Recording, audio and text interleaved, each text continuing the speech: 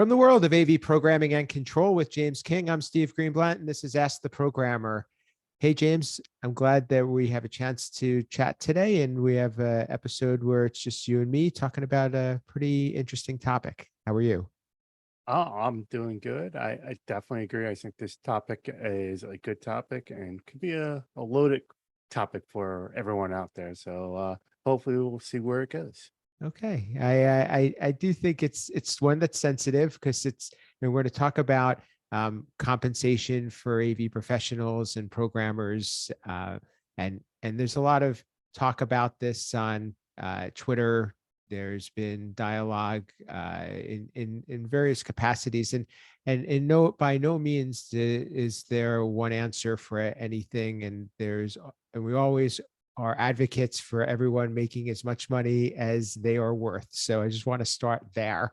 But if you listen to our past couple of episodes where we had Richard Mitchell on, it wasn't necessarily a topic that he brought up, but it just happened to come up in conversation where we were talking about the roles of programmers and their value, and also James was talking about how in the IT industry, programmers are paid a lot more than they are in the AV industry. So, James, I'll kind of let you take it from there and walk us through this topic. Sure. Thank you, Steve. As we mentioned in the last couple episodes, we talked about, and as we see on Twitter and everywhere, is I do feel that AV as a whole is paid less to our counterparts of IT. And that's really where it becomes the sad part because basically we're doing the same jobs, we just have different titles. And to me, when that happens, it's almost like you're saying, well, AV is not as important. And we know it is important. And we do bring the value, we do bring the skills and the knowledge to the table. And but you're not willing to compensate us for that. And that's where I feel that we need to bring AEV as a whole up to the IT pay scale. So, um, I come at it from a little bit of a different angle, and we'll kind of get into that. But kind of tell me a little bit about where you think that stems from. Is it something that is an education? Is something where there's less respect for the value that AV provides? Is it maybe more of a systemic issue where they just never paid AV people the amount, or is it looked at as a different caliber role? I know I asked a lot of questions there, but I'm A just lot of curious if a lot of questions, but they all kind of point to one thing. And I think this is where we the AV industry has talked about this since I don't know years of no one knows who we are. Like just the other day, just yesterday, I was having a interview for with a student worker to work for the my team. And we went for the whole interview and we talked about the job duty and all that stuff. And at the end, I asked they had any question, and he came back and he's like a couple questions, but one of his questions was, "What is AV?" And so I had to explain to him what AV was. And I think that's really what it is we are still looked at as those people pushing the carts in and they make the VCR stop blinking. And so as a society, it's almost like, well, you don't really have the skill set that, a Python programmer does, but AV programming is using Python, or you don't have the same skill set as a computer tech replacing hardware, but AV is using hardware and we're replacing them. Like, we are using the same skill set, but I think as a society, we're not looked at that way because AV does a horrible job at marketing what we do.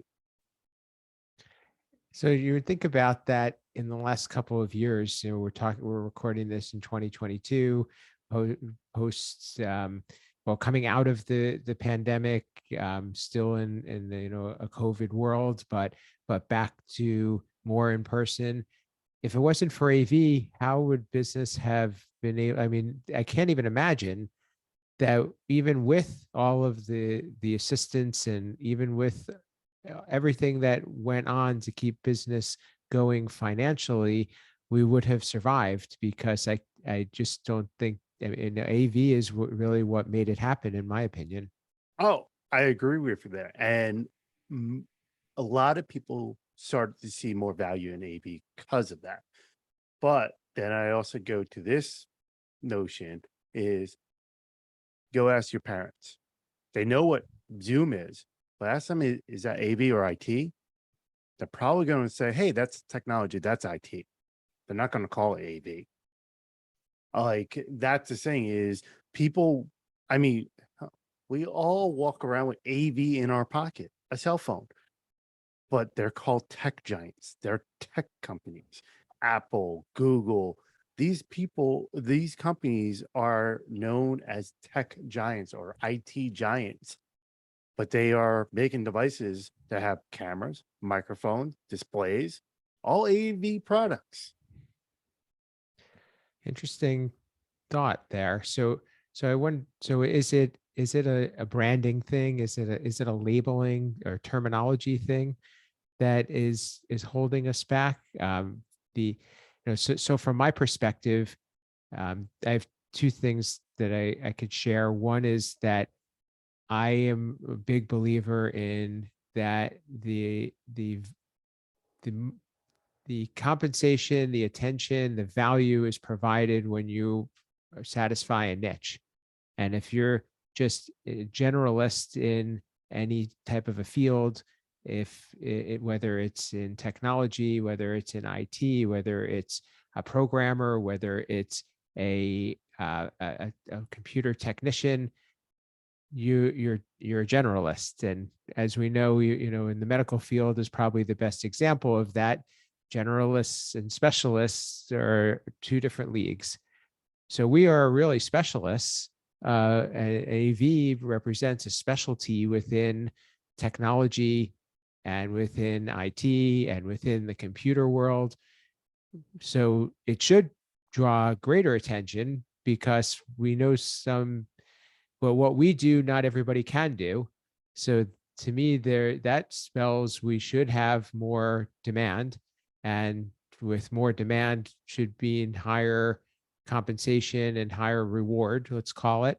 And then, and I look at this too. You can look at it from a business perspective. You can look at it from an individual perspective. And then if you really are going to niche down within that, you are filling a certain role that, as a programmer, that is even a smaller subset. So there should be even a higher value given to that position. I don't, I live in one world and one aspect and one view of this, but I have found that programmers demand a good amount of money, especially those that are essential to the operation of a company, whether it's they are in a software company where that's really what they focus on and they sell, or they are, one of one or one of two in an organization that fill this role, that the programming role has to be done in order to be able to deliver the product of an integrated system. So I just said a lot of things, but I tried to really bring things back to, the various points that I wanted to cover there. And that's why it kind of surprises me when we've talked about there being a difference, because from my perspective, I realized that there are people that make a lot more money than we do, no doubt. But I do feel like we're poised to do that, to make more money.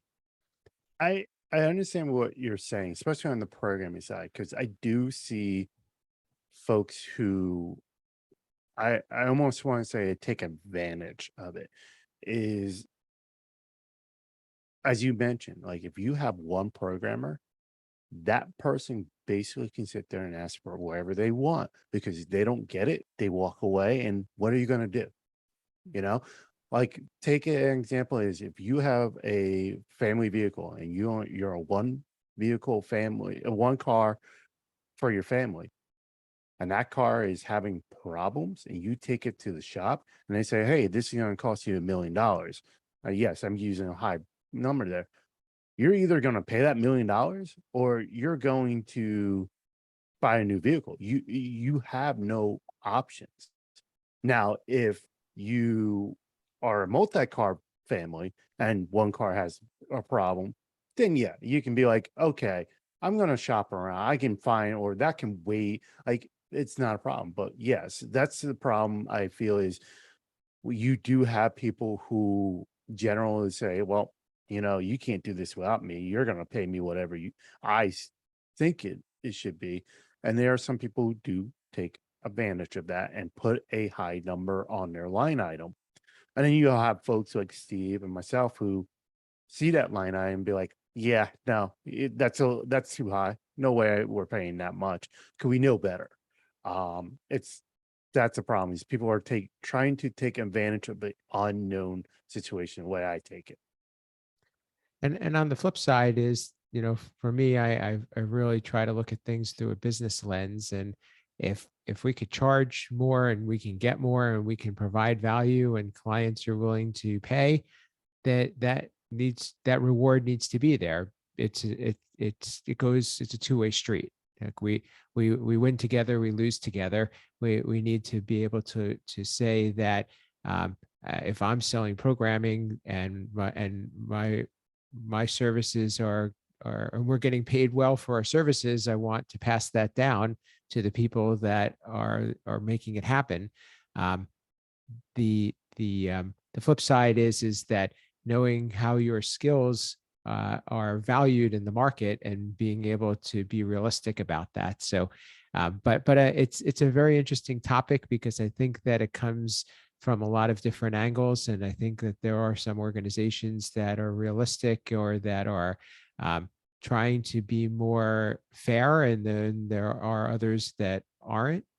Now I'm thinking within our industry, but where you're coming from is you're saying that our industry isn't respected enough, and that's something that I think we have to look at together as a group and say that we either need to say that um, we value ourselves as higher to start, and then we also need to demand more.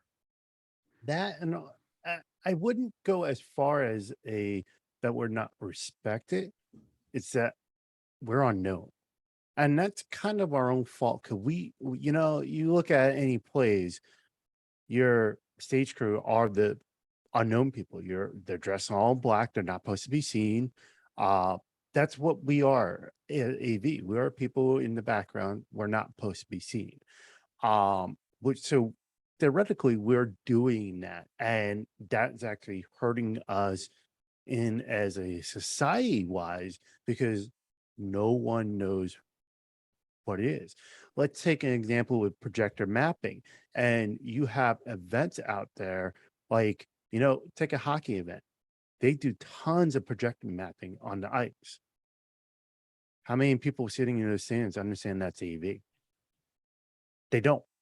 They just see it. This is cool. This is giving that wow factor, but they don't know. Be like, hey, I want to do that. What do I do to go do that? They have no clue. And we've done a horrible job at that, doing that. As industry, as an AV industry, we've done a horrible job at saying what we do, what value we bring, and what we can do for you as a society. We know we could sit here and like, for example, me being AV, I know well, very well what a third party program company does and what value they bring. But if I wasn't in Navy, say I was just a high school tech manager, IT person, who has to handle servers and has to handle security and cameras and AV as well, maybe I don't know.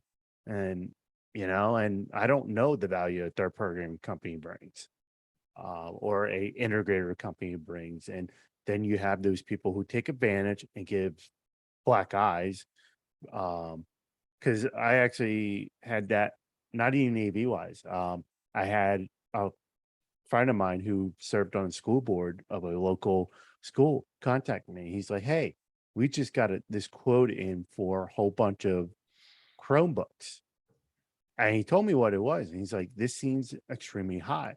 And he's like, "What's your take?" And of course, I came to him. I was like, "Look, I don't know what the full quote is, so I can't tell you." But I go, I know I got my kids' Chromebooks a lot cheaper than that. I was like, but I was like, again, I don't know what kind of service. It's like I can't tell you. There might be warranties that's provided. There might be services. There's a lot to it. I don't know. I don't have the contract in front of me. I can't tell you. But I do know if you go out and buy these brands, they're cheaper. But again, like I said, you got to look apples at apples when you compare. And that's just doing technology. Like a lot of times, especially us in higher ed, in schools, is people see that, and because there's so much red tape, they feel they can take advantage. Because once you get past that red tape, you don't have to deal with the red tape. And for people to try to jump in, they see all the red tape, so they don't want to get in. So now the market is not as competitive, so you're almost kind of stuck. And again, in that situation, going, well, this is what they're offering. We have no one else to do it. This is what we got to pay them, when we know really it shouldn't be that value. But again, I think as a whole, compared to society, AV is looked at as unknown, and no one really knows what we do and what to do with us and how to market us. So I guess the $1 million question that we have to either pose, and love to hear from the audience, because this should, I think, strike a chord with many of you, is how do we change it? What is this something? Because I'm a believer of, we don't wait for somebody to change it for us. We have to take action and change it. And I think that that's also why we put out content the way we do. That's why we educate. That's why we get involved in different groups in different industries. But I guess the question I'll ask is, are we too insulated where we're just always talking to each other, which we enjoy doing and is very rewarding, and we have so much uh, um, I think, pride in who we are and what we do, but maybe we don't do a good enough job of reaching out to the rest of society and providing more insight. If we can invite more people to our trade show to appreciate what we do, I think not only will they be amazed and say this is the AV, but they'll also be very welcomed and be very impressed with the type of people that we have in the industry, from my perspective. I agree with you. I just got two comments. One on that, about being that change. I agree with you. I've always been saying that if you want change, you got to be that change. And that kind of stems from a meme I saw years ago. It was a picture of a sign, and all it said was, "Life comes with no remote. You have to get up to change it." And that's really is, you got to put the work in. And going back to how do we get that change, we got to hit the grade schools. We have to hit the young generation and let them know our field and what we can do for them, and how they can market. I mean, the little side tangent, we have talked about this on other episodes, I think on here, but also other podcasts I had.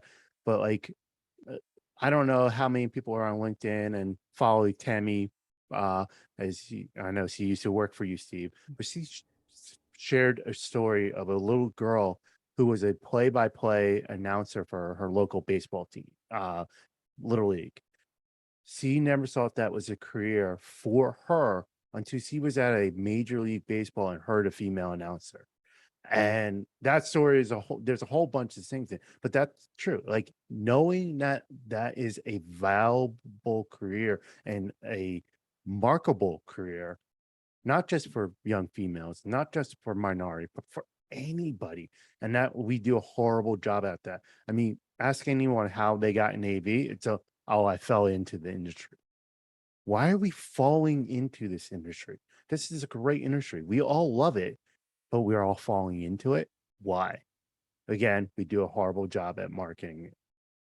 Yeah, I did read that story and it was really great. And it just makes you think about some things and about, the different biases and just the importance of how we need to make an impression on young people because their perspective is only based on what they see and what their experience is.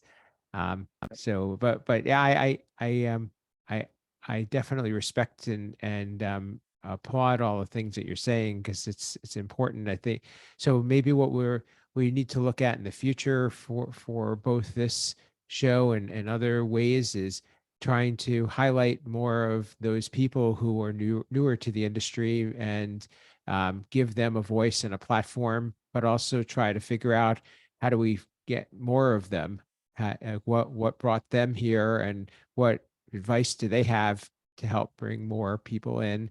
And I know that that's been a plight of NSCA with their Ignite program, and they have there's several companies that take advantage of the grant that they provide for interns, and I know that several manufacturers are restaurant included, have very big internship programs, which I think is a great way to expose people because even if those people don't end up working for those companies, they still have gotten a taste and they could tell their friends and maybe there's somebody that they know that will end up being in the industry. So I it's agree. And again, the internship is great, but I think that's too late. Research shows, especially for young females, you got to hit them when they're 12. hmm, Around 12 is when they start, taking their path of what they want to do. And I think that the Vixen Women Council did a great job with the Rosie Rivers campaign. And what they were actually doing in those kits was they were putting flyers and marketing of AV in there, which is what needs to be done. That's where if we want to make that change, we got to get into the sixth, seventh grade, get into STEM, and really show what AV can do. yeah, I I think there's been so many people that have wanted that, so that's great advice, and I have been following that, and if you want to learn more actually about that, AV Nation has a great special AV Nation special on Rosie Riveters, which I got a lot of value out of, and I also need to plug another show that just rebooted on AV Nation called the AV Profession, and they are trying to bring to light some of the newcomers to the industry. So that's another way you can learn more. But I think this has been a great conversation. It's certainly not the last time we're going to talk about it, but we'd love to hear from you out there.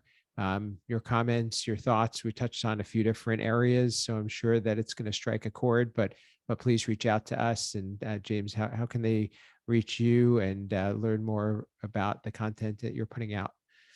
As always, Twitter, AV underscore James King, AV in the AM. That's where you normally find me. Writer for the Higher Ed Digital Magazine, IT and AV column, member of HEPMA, crew member on AV Life. Again, you Google me, you'll find me. Absolutely. And for me, you can reach me at Steve Greenblatt on social media, Twitter and LinkedIn are where I am most present. You can also listen to another control and programming related podcast called A State of Control on AV which I mentioned earlier. That's at avnation.tv. You could also read some of the things that I write on my company blog at controlconcepts.net, as well as AV Network and Commercial Integrator. But we really want to hear from you, and please leave us a rating, review, reach out to us on social, and check us out on Apple Podcasts, Google Podcasts, and YouTube. So that's what we have for today. And this has been Ask the Programmer.